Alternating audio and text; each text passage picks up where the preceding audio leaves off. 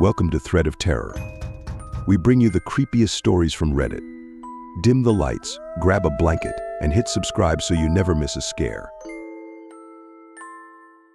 Night shifters ever witnessed a paranormal activity? If so, what was it? Story 1. Creepy recording studio.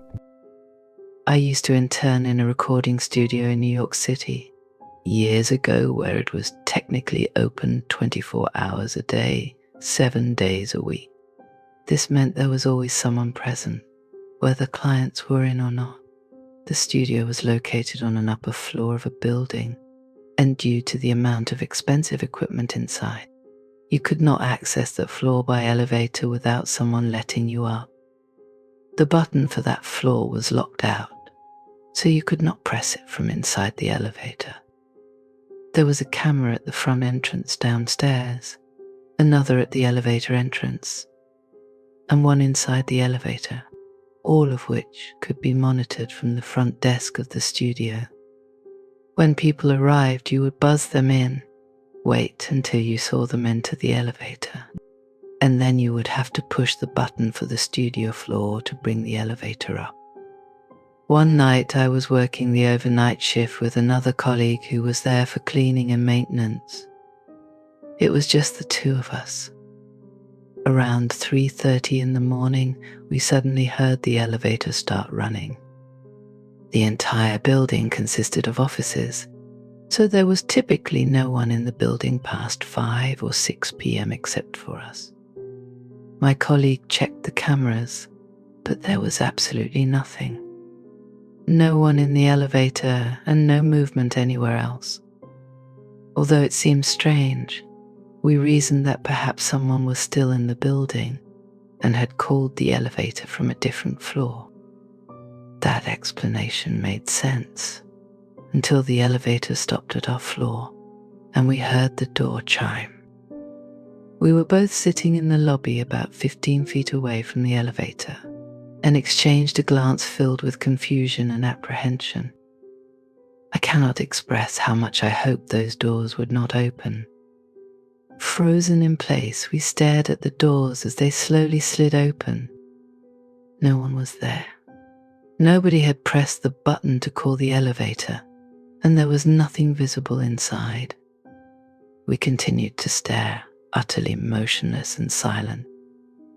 What made it even more unsettling was that the elevator doors, which usually closed after about 5 seconds, remained open. It felt as though something unseen was blocking the sensor. We stood there in a state of dread for 20 to 30 seconds before the doors finally closed and the elevator returned to the ground floor. After a long moment of stunned silence, we finally looked at each other and said, "What just happened?" The next day, we mentioned the incident to a couple of the other employees. One of them revealed that something similar had happened to him in the middle of the night when he was alone in the building. He admitted that the experience had shaken him significantly. Perhaps there is a logical explanation for it, an elevator malfunction or a technical glitch, but in the moment, it was deeply unsettling. The place was already eerie at night, and this incident added another layer of unease, especially since other strange occurrences have been reported there before. Story 2. Nurse's true paranormal experience. My wife is a nurse who worked for a few years on the night shift in the palliative care unit. This unit, often referred to as the comfort care or end-of-life unit, was a solemn place where patients were either expected to pass away or be transferred home or to a care facility to live out their final days. Each room in the unit was equipped with a radio. While this was meant to provide comfort, there was something strange about those radios. On several occasions, my wife witnessed a chilling phenomenon. A radio would suddenly switch on by itself, and within an hour or so, the patient in that room would pass away. One particularly busy night, My wife was juggling tasks and moving between patients when it happened again. At around 2 a.m., she heard the unmistakable sound of a radio crackling to life. The soft hum of static filled the corridor, followed by faint music drifting out of one of the rooms. A cold chill ran down her spine as she paused to listen. This was not the first time she had experienced this, and she knew what it usually meant. Trying to push away the unease, she walked into the dimly lit room. The air felt heavy, and the faint glow of the radio illuminated the space in an eerie haze. Standing at the doorway, she stared into the darkness and spoke firmly. "Cut that out. I do not have time for this right now." To her astonishment, the radio snapped off instantly, plunging the room back into silence. The atmosphere felt charged, as if something unseen was watching her. My wife stayed there for a moment, her heart racing, before stepping out and continuing her shift. No one passed away during the rest of her time there that night, but as soon as her shift ended and she clocked out, news came that a patient in the same room had passed away shortly after. Whether it was just a strange coincidence or something more, she could never explain the radios or the unsettling connection they seemed to have with death. Story 3. The Haunted ER. I don't inherently believe in ghosts, but if I were to have a paranormal experience, it would have been this one. I work as a healthcare assistant in one of the major emergency rooms in my city. One of my many responsibilities includes post-mortem care for patients who pass away under our care. One quiet night, around 2 a.m., I was called to the room of an older palliative patient who had passed away. The family had already said their goodbyes, and it was time for me to start preparing the patient for the next steps. Post-mortem care usually involves removing any tubes, wires, and monitors, giving the patient a gentle bed bath, taking any valuables off their body to give back to the family, and finally, putting the patient in a gown and shroud. It's a solemn, respectful task, and I always make a point to talk to my patients, even though they have already passed. I find it helps me cope with the emotions of the job and shows respect to those who have left us. I explain every step I take and walk them through my actions. It's a way to provide a sense of dignity, even in death. That night, as I was giving the patient their bed bath, a strange feeling crept over me. The room, which had been silent except for the quiet hum of hospital equipment, suddenly felt heavy. I could sense something. It was as though I was being watched. The hairs on the back of my neck stood up, and my body tensed in response to the unease. Then, out of nowhere, I felt a hand rest on my shoulder. It was cold, but not the kind of cold that you'd expect in a room that's slightly too chilly. This was different, unnaturally cold. And then I heard a man's voice, soft but clear, say thank you. I froze. My heart skipped a beat, and I couldn't move. The hand lingered for a moment, as though the presence was offering gratitude. But then, just as suddenly as it had appeared, the sensation vanished. The room grew deathly quiet, and all the weight I had felt seemed to lift. There were no other nurses or staff in the area at the time, just me. I stood there, utterly still, trying to make sense of what had just happened. I liked to believe that it was the patient I was caring for, somehow showing appreciation for my words and the care I had provided. Perhaps it was their way of thanking me for treating them with respect in their final moments. But still, the feeling of that hand and the voice lingered in my mind, haunting me long after I left the room. Story 4. Ceiling Faces. It was a night shift at the barracks at Fort Gordon, and I was on duty when I experienced something that completely changed my belief in paranormal activity. So many strange events happened in 3 different rooms that I could write a book, but I'll start with the one that took place in the middle of the night. I was sitting by the stairwell on the 2nd floor when I suddenly heard shouting from a room down the hallway. As part of my duties, I rushed to the room and swung open the door, expecting to break up a fight. To my surprise, several soldiers were standing in the room, pointing at the ceiling near the wall, looking terrified. "They're doing it again," one of them exclaimed. Confused, I asked what they meant. They told me that ever since they moved into this particular room, something strange had been happening at night. Someone or something was lifting the ceiling tiles and making faces at them from above. To investigate, I walked over to the latrine, which was on the other side of the wall, but there was no one there. I climbed onto a desk and carefully lifted the ceiling tiles, but all I found was a solid cinder block wall. There was only about an inch of space behind the tile, making it impossible for anyone to hide there. 2 soldiers, visibly shaken, fled the room and slept in the hallway. This was just the beginning. There were many other strange incidents that took place in this barracks, but this one was the most unsettling. The 2nd incident happened during the day. I was called to a new guy's room because of a loud ruckus. When I arrived, I saw a large soldier slamming his wall locker against the wall, apologizing repeatedly as if someone had been behind the locker.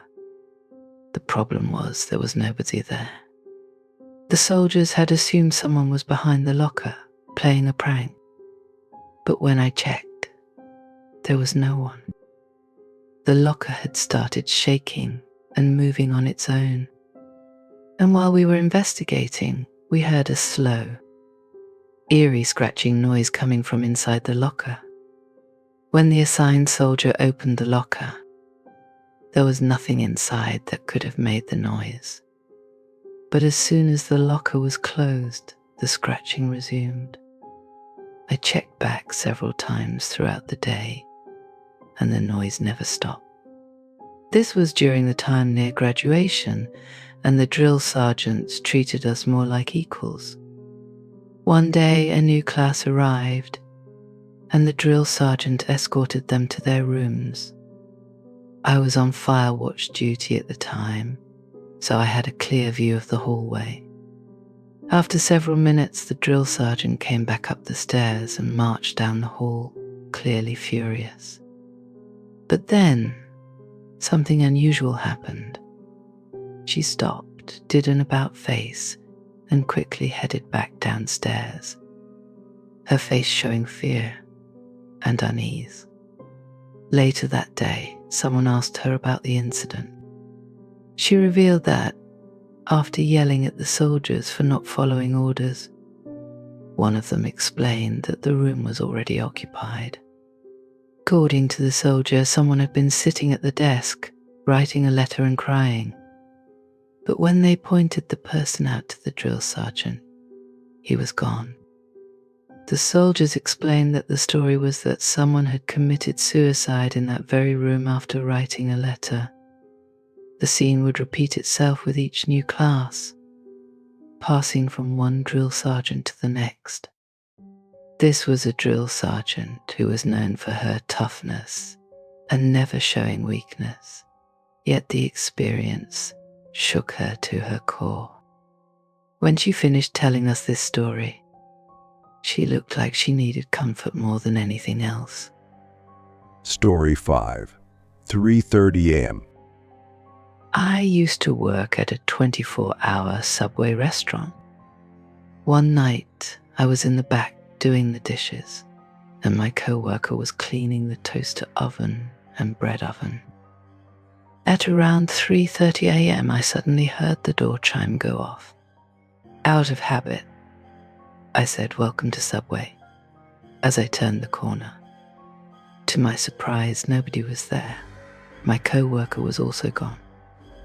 I thought maybe he hopped the counter and went outside for a cigarette, as he sometimes did. I headed back to the sink to finish the dishes, but moments later, the door chime went off again. Still, there was nobody. I checked the bathrooms, empty. Feeling uneasy, I decided to ignore the dishes and stand at the front counter, keeping an eye on the doors. After a few minutes, my co-worker walked in through the back door where we received our deliveries. "Where did you go?" I asked him, turning toward the back door area. "To take out the trash," he replied.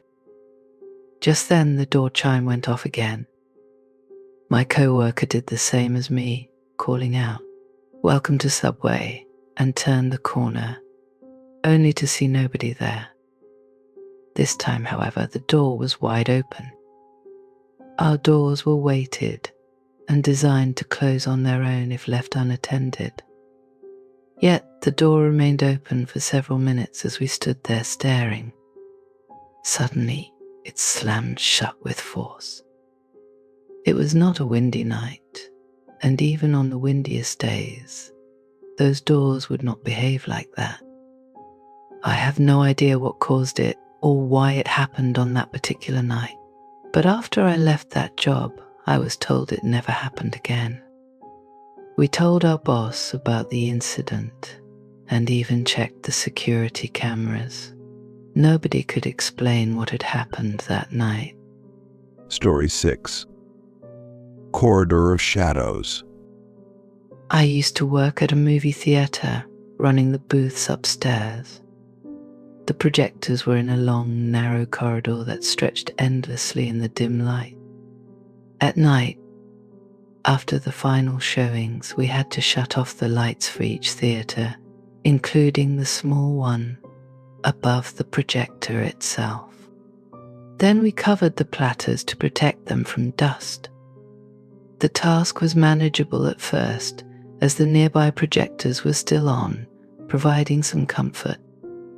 But as you turned off the lights one by one, the corridor grew darker, and the only illumination came from the far end where we sat between showtimes. The faint, steady hum of the projectors, so constant you stopped noticing it, would fade into silence. That silence, so profound it pressed on your ears, was worse than the dark, and those little viewing windows into each theater, pitch black. One night, I was covering a platter when I casually glanced at the viewing window across the corridor. My heart stopped. There, staring back at me, was a face. It was a little boy's face, unnaturally pale, almost glowing white. For a moment, I froze, my mind racing for a rational explanation. But the placement of the window made no sense. These windows were 8 to 10 feet above the highest seatbacks in the theater. If someone were playing a prank, they would need a ladder, and there was no place to set one. I turned away, took a deep breath, and forced myself to look back. The face was gone, but the image was burned into my mind. It was not just the face that unsettled me, it was the cold, detached way it stared back, as though it did not belong to anything living. The rest of the night, I finished my tasks as quickly as possible, refusing to look at the windows again. The thought of that face watching me from the dark made the already eerie silence almost unbearable. I do not know what I saw that night.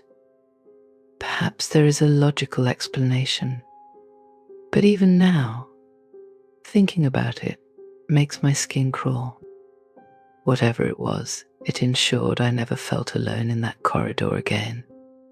Story 7. Alone at home. I do not believe in the paranormal, but one experience from my teenage years still haunts me to this day. It happened while I was preparing for my secondary school exams. One weekend, my parents, brother, and grandparents went to a family function, leaving me home alone. Our house, like many in the area, was secured with steel grills over every door and window. My room was at the front of the house, while the kitchen was at the back, near the stairs leading to the second floor, where my family's bedrooms were. It was around 9:30 or 10 p.m. when I went to the kitchen to grab something from the fridge. As I stood there, I distinctly heard my mother yell my name. Without thinking, I responded, "Coming," and started up the stairs. 2 steps up, I froze. My heart sank as I remembered I was home alone. I hesitated, then called out, "Who's there?" Immediately, I heard my name again, clear as day, in my mother's voice. My stomach turned cold. I sprinted back to my room, locked the door, and tried to steady my breathing. I stayed there for a while, convincing myself I must have imagined it. Eventually, I worked up the courage to check again. As I unlocked my door, I heard slow, deliberate footsteps coming down the passageway toward me. Panic overtook me. I relocked the door, grabbed a makeshift weapon from my desk, and slid under my bed. The footsteps stopped right outside my door. My breath felt impossibly loud as I lay there, every second dragging into an eternity. For what felt like half an hour, I did not move. Finally, my phone rang. It was my parents, letting me know they were on their way home. I crawled out, still trembling, and went to open up the house. To my shock, everything was secure. No doors were unlocked, and no windows were broken. There was no sign anyone had been there. It has been more than a decade, and I still cannot explain what happened that night. I do not believe in ghosts, but the sound of my mother's voice, calling my name when no one else was home, remains the most unnerving experience of my life. Story 8. Silent screams. A friend of mine used to work as a night custodian at an old elementary school. The building itself was quite dated, possibly built in the 1940s. He worked the 3rd shift, taking over from the 2nd shift at around 9 p.m. His main duties were to mop the floors and ensure no one broke into the building. Once his tasks were completed, he had free time and often spent it in an office that had a small television. Initially, everything seemed normal. Small occurrences like lights turning on in classrooms he knew he had turned off, and cabinets or doors opening and closing on their own were easy to dismiss. My friend was skeptical of paranormal activity and chalked these incidents up to coincidences. At first, he would investigate the noises, occasionally creeping around to catch someone in the act, suspecting there might be an unknown access point to the building. But after a month of finding nothing, he stopped checking and learned to ignore the disturbances. When he brought these incidents up with his boss, he was dismissed without any serious response. As time passed, the occurrences escalated. Doors did not just close, they began slamming shut with force.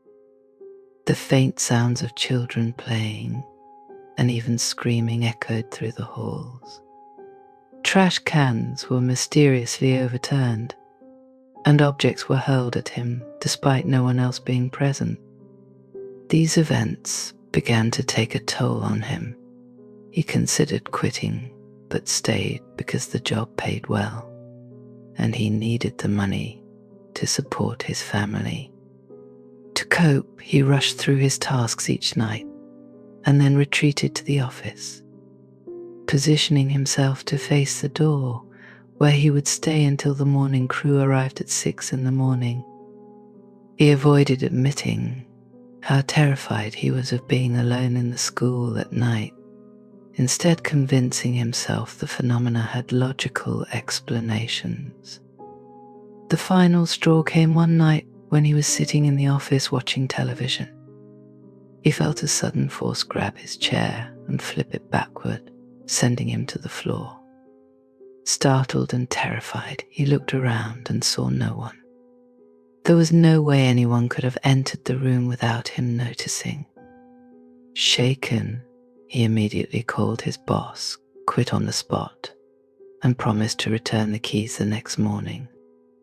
Years later, he learned that the school had a dark history.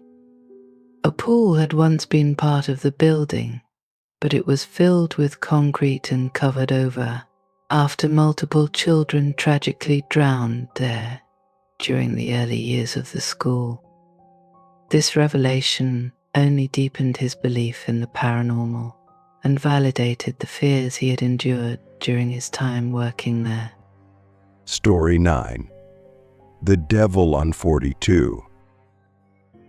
I worked in a mine in northern Ontario on the 4,200 level, an area with a history that many workers avoided discussing. A few years before the incident I'm about to describe, there had been a death down there. It wasn't something people liked to talk about, but it hung over the place like a dark cloud. It was a regular night shift, the kind of shift that felt just like any other. We were working on rehabbing an old section that had collapsed years earlier. The 4,200 level was vast, with drifts measuring 6 feet by 6 feet, stretching for miles in every direction. It felt like its own little world, completely cut off from the rest of the mine. Around midnight, we saw the mine rescue team rushing down the drift, accompanied by security. Our curiosity got the best of us, and we dropped what we were doing to follow, hoping we could offer some help. When we reached the scene, there was a man standing there, pale as a ghost. He wasn't physically injured, but his face was drained of all color, and his body was trembling uncontrollably. The mine rescue team approached him, but he refused to let them help. And then he screamed. It wasn't just any scream, this was a primal, gut-wrenching scream, the kind of sound you can't even imagine coming from a human being. The terror in his voice was unlike anything I'd ever heard. His scream was so raw, so full of fear, that it almost made my blood run cold. For what felt like an eternity, he screamed like that, each sound piercing through the air. Then, just as suddenly as it had started, he stopped. He stopped screaming and simply sat there, completely still and unresponsive, his eyes wide open, but not seeing anything. It was as though he was trapped in some nightmare, unable to snap out of it. At this point, our shift was technically over. It was 3:30 in the morning, and we had to get out of the mine.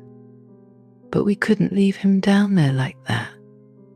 We had to help him, even if we didn't know what had happened or what he had experienced. We managed to get him on a stretcher and started carrying him out of the mine. All the while he kept muttering something under his breath. The devil is on 42, he kept repeating over and over again. His voice was weak, almost like he was trying to convince himself or warn us. It was the only thing he said the entire way out, and it haunted us. A couple of years later, during another shift, we were given an incident report. The exact same thing had happened. Same spot, same conditions, but with a different person. The details matched perfectly. The screams, the unexplainable terror, the haunting words. I don't know if I believe in the supernatural, but after that night, and after hearing about the same thing happening to another worker, I can't help but wonder. I don't know if they saw the devil, or if it was something else entirely. But whenever I'm on the 4,200 level, it's hard not to feel that unease, that sense that something isn't quite right.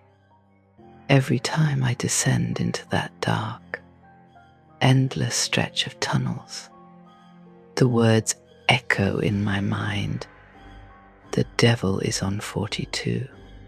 I don't believe they saw the devil, but the thought is always there, and it lingers. Story 10. Vanishing Woman. My dad wasn't the type to believe in the paranormal. He was always a skeptic, dismissing anything strange as a coincidence or a figment of the imagination. However, there's one experience from his college days that still leaves him questioning everything. At the time, my dad was working toward his doctorate in dentistry, and because school was incredibly expensive, he had no choice but to live in a rundown apartment in a rough area of Philadelphia. His apartment was in a building that had been converted from a loft house, dating back to the 1960s. The place had a tiny kitchen, a small bathroom, a basement, and a front door that was barely secure, with broken glass around the edges. To make matters worse, the apartment was right next to the kitchen, and the walls were paper thin. Being in a dangerous neighborhood, he became a light sleeper. On several occasions, he had to scare off home invaders. After the second or third break-in, the local gangs learned to stay away because of his reputation. He would fight back fiercely like some kind of one-man army, but the night still left him on edge. One night, while he was fast asleep, he was jolted awake by the sound of movement coming from the kitchen. Grabbing the hunting knife he always kept close by, he quietly crept into the kitchen to investigate. As he entered, he was shocked to see the fridge door wide open. But that wasn't what startled him. The light inside the fridge, a light that had never worked before, was suddenly on. There, bent over the fridge, was an old woman wrapped in a shawl, rummaging through the contents. My dad froze for a moment, then yelled, "Hey!" The woman immediately turned to face him, and with a snap, the light inside the fridge went out. Just as quickly, she vanished into thin air. The fridge door slammed shut on its own with an eerie finality. To this day, my dad has no idea who that woman was or what she was doing in his apartment. He's not sure if it was a ghost, a hallucination, or something else entirely. But that one night changed his view on the paranormal forever. Sometimes there are things that simply cannot be explained.